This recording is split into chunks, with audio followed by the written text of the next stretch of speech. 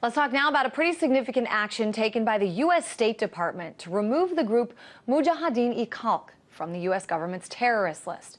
It's a group many Americans have now heard of, though many simply know it as the MEK because of the frequently played commercials the group has sponsored, and they air on most cable networks. MEK is Iran's democratic opposition, working for a nuclear-free Iran founded on human rights. Unjustly listed a terrorist group, MEK is the victim of violence by the radical regime in Iran and their Iraqi allies. Europe has delisted MEK. And in 2010, a U.S. court ordered a review. Iranians, U.S. lawmakers, and former senior officials demand delisting. Secretary Clinton, for democracy and freedom in Iran, delist MEK. So the MEK and the dozens of Americans who have gone to bat for them have now gotten their wish. But it's not quite so simple as, a peaceful group wrongly put on a list of evil terrorists. I want to read part of a document put forth by the Bush administration in making the case for war with Iraq from back in 2002. The section of this is titled Saddam Hussein's Support for International Terrorism. It says, quote, Iraq shelters terrorist groups including Mujahideen-e-Khalq, which has used terrorist violence against Iran and in the 1970s was responsible for killing several U.S. military personnel and U.S. civilians. So I should mention, this is just one of 6 bullet points in the entire list of Saddam's terror-related activities. And now, a decade later, things have changed immensely. To talk more about why this is the case, I'm joined now by Jamal Abdi, the policy director of the National Iranian American Council. So this is really interesting, Jamal. I know that your group has worked tirelessly to try to prevent this from happening.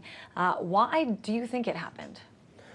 My organization worked to make sure that this wasn't this delisting decision wasn't the result of a politicized process in which a designated terrorist organization uses money, lobbying, PR to pressure its way off of the terrorist list.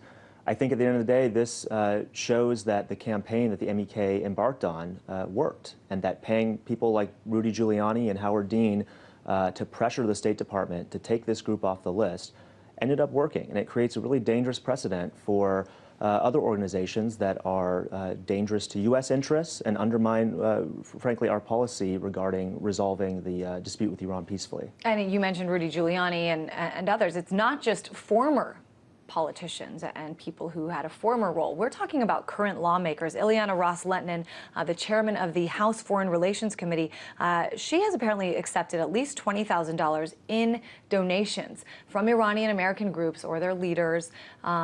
That went into sort of her, political campaign war chest. And that's according to the Center for Responsive Politics. And, she's been outspoken about the need to delist MEK and to protect when they were living, many of the members were living at Camp Ashraf. I just want to play a little bit of what she said. The safety of the residents of Camp Ashraf is in jeopardy. It's in jeopardy right now, right this moment. It will be in jeopardy until the international community says that this is unacceptable. This cannot happen. So, Jamal, why do you think so many, former and current people involved in politics accepted money and sort of now go to bat for this group? As we saw with the remarks by Congresswoman Ros-Lehtinen, there was frankly, this red herring about the situation in Ashraf. There is, the MEK's base is inside of Iraq. And when the United States went in there and toppled Saddam, instead of dealing with this organization as it should have been dealt with, which is first and foremost as a terrorist organization, but second as a cult, as the State Department has said time and time again, this is a cult in which people have been imprisoned in Iraq. Instead of dealing with it that way and maybe separating some of the prisoners there from the cult leaders and dealing with it like that, Donald Rumsfeld said, let's hang on to these guys. Let's see if we can keep them there, we'll protect them, and sort of kick the can down the road. They could be useful against Iran someday. Well, and that's what we're hearing from a lot of people who support the MEK and wanted to see them delisted. We're hearing, first of all, the MEK wants to see the Iranian government toppled.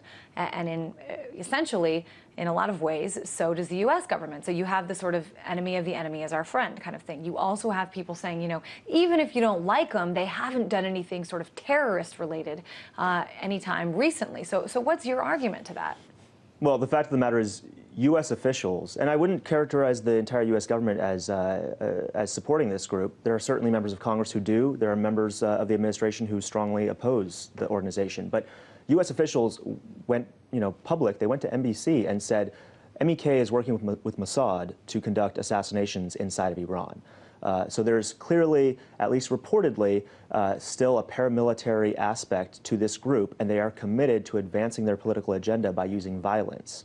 The problem here is that, first of all, the Iranian people don't view MEK as a legitimate group. This is a group that has lost all credibility.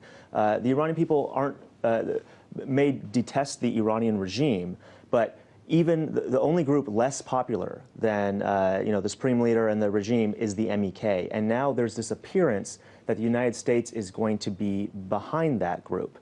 And you can be sure that the Iranian regime is going to use that to undermine the credibility of the United States, as well as to undermine the credibility of legitimate pro-democracy and pro-human rights forces inside of Iran, to basically label them as being somehow affiliated with the MEK, which is now somehow affiliated with the United States. I think that's a really important point you make. I mean, we've certainly been traveling down this path for years, some say even decades now, of trying to figure out, the U.S. government has been trying to figure out what to do about Iran.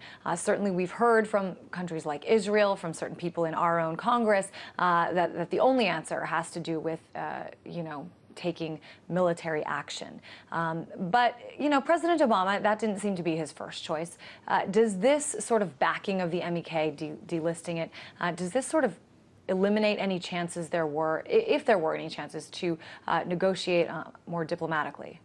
I think there can be no mistake that this campaign was a campaign to make war more likely. This was part of the push for war. When you have negotiations between the U.S. and Iran, the number one hurdle from the Iranian side is this perception that the United States doesn't actually want to negotiate a resolution to the nuclear issue, that this is about regime change. Just like on our side, our number one concern is we can't trust the Iranians that they don't want a nuclear weapon. This adds fuel to the fire inside of Iran that this is really about regime change, and the United States is not going to accept any kind of diplomatic resolution. That's the take you're saying inside of Iran, but do you think that's the take inside the U.S. government?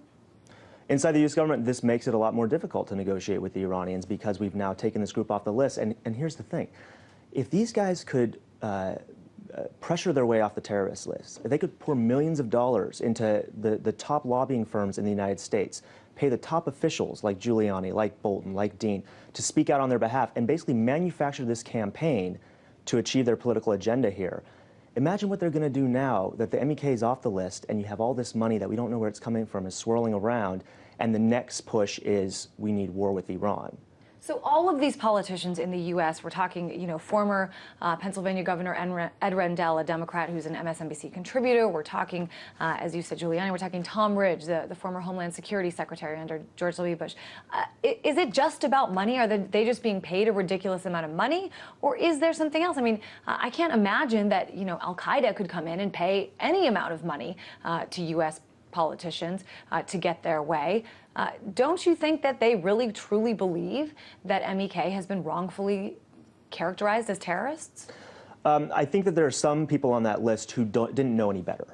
You have President Obama's former national security advisor basically said he didn't know what the group was. He just saw that they were opposed to the Iranian regime. So he said, hey, a free flight, a free meal, and $20,000 to advocate for this group, that's fine by me. But you have other people, like, for instance, Dana Rohrabacher in the House, or Ross Lehtinen, who have said they actually support this group because they're willing to use violence. Rudy Giuliani, after it came out that the MEK may be behind some of the terrorist attacks inside of Iran, said they deserve a Congressional Medal of Freedom for what they were doing, and that this is actually the reason that the MEK should be supported, not any of the red herrings about human rights, in which we would be actually fueling the human rights crisis within these MEK camps. What do you think? By being taken off this list, this means, as you said, no longer is it forbidden, is it illegal for U.S. citizens to give, support to MEK. They can give all the advice they want, and now they can give all the money they want. What's the long-term effect of this? I think that the first thing we need to watch out for is that the Congress is going to, some of their supporters in Congress are going to make a push to actually fund this group and actually have U.S. money funneled to this group as a means to destabilize and commit attacks inside of Iran. I wouldn't doubt that there's legislation actually being drafted as we speak that would do just that. That's great. And what about, if they got their way, if the regime was indeed toppled, what would that mean for MEK's leadership role in Iran? Well, the MEK has a long history of very quixotic, strange ambitions, and I don't think that there's any chance that that organization is going to successfully topple the Iranian government. The fact of the matter is, the only way for change in Iran is for the people of Iran to be involved in it, and they are not fans of the MEK. But that does speak to what the ambition here is. The ambition for the MEK is not about human rights or peace and diplomacy. The ambition is to install the leadership of the MEK as the new dictators of Iran, and to run Iran the same way that they run their camps, which Human Rights Watch, the RAND Corporation have all documented very well how undemocratic, how cult-like, and how abusive to fundamental human rights the MEK has been towards their own members. Fascinating stuff, something I think a lot of people are just kind of starting to take notice of. Appreciate having you on the show. Jamal Abdi, Policy Director of the National Iranian American Council. Thanks as always. Thank you.